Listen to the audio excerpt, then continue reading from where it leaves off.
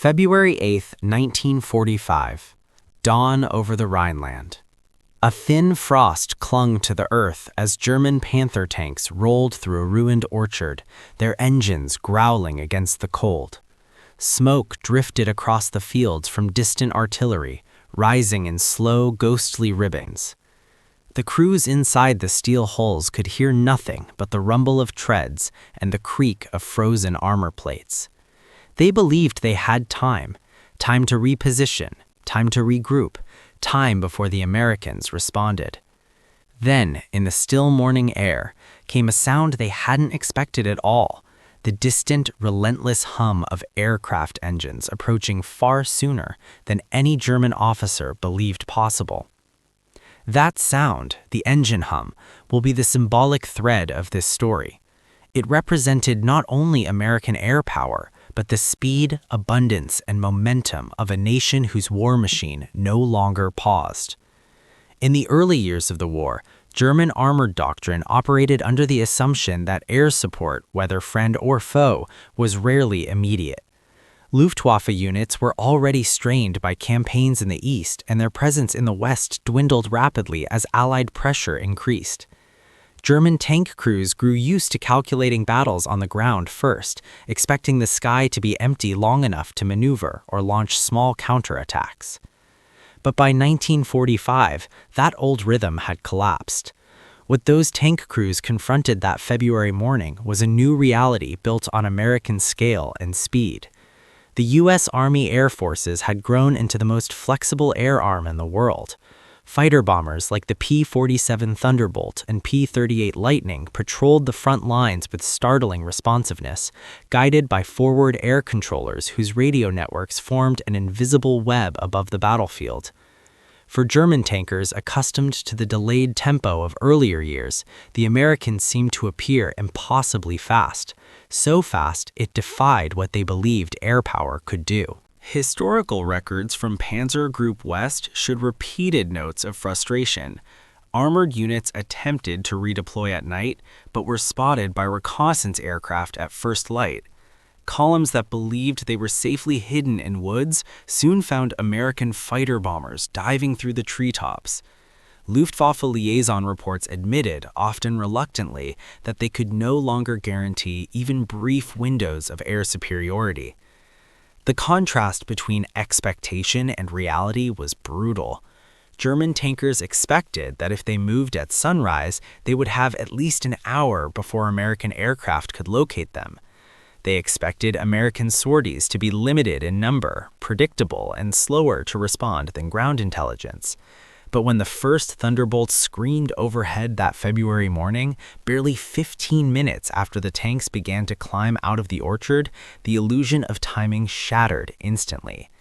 The crews inside the Panthers and Jagd Panthers craned their necks upward in disbelief. Several after-action reports note the same line: the enemy air forces appeared far sooner than anticipated. What made that speed possible was the American logistical system, a machine of staggering output.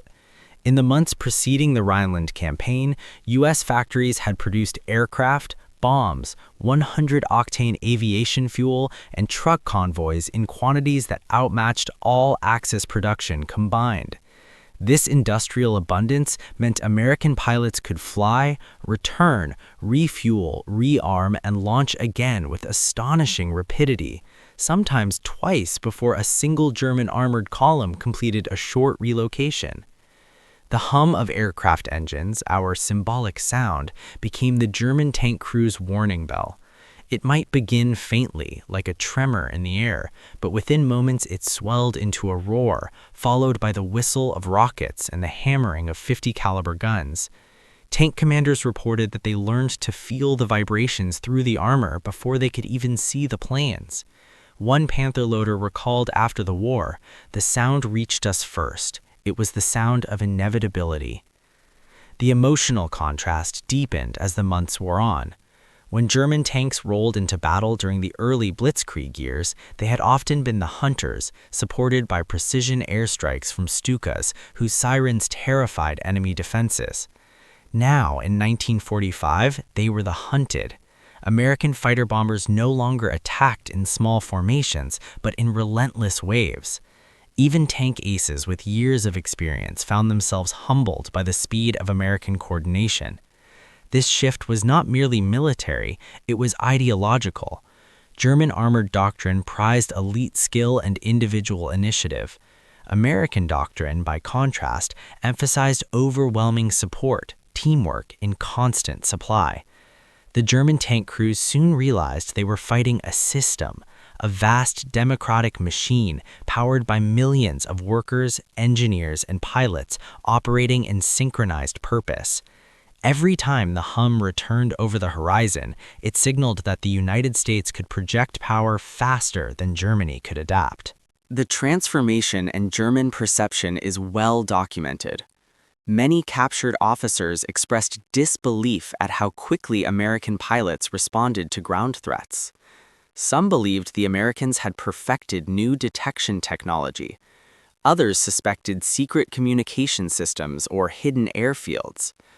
In truth, the explanation was simpler. American mobility, American fuel reserves, American production, and American training created an unbroken chain from reconnaissance to strike aircraft. By March 1945, when German armored groups attempted desperate countermovements along the Ruhr, they no longer questioned whether American air power would arrive. They only wondered how soon. And the answer was always sooner than expected, sometimes within minutes, sometimes before the tanks reached the next hedgerow. The sky, which once symbolized the bold ambitions of the Luftwaffe, had become an American domain where speed itself had turned into a weapon. As the war neared its end, the German crews could not escape the feeling that the engine hum had become part of the landscape, like wind or rain. It followed them across rivers, forests, and villages.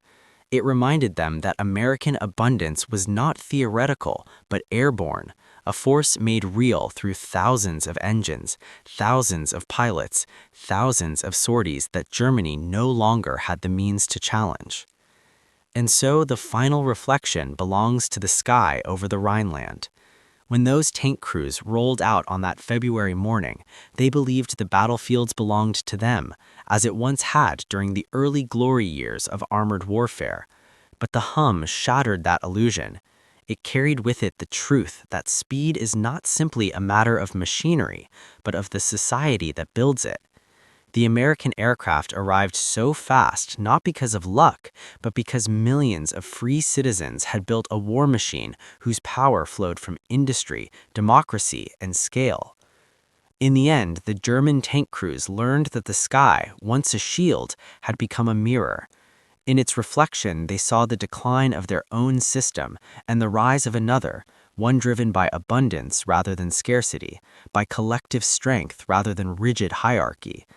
And as the last columns retreated through the forests of the West, the hum returned once more, steady and unbroken, reminding them of a larger truth, that in a war shaped by speed, the side that moves fastest towards the future shapes the outcome of history.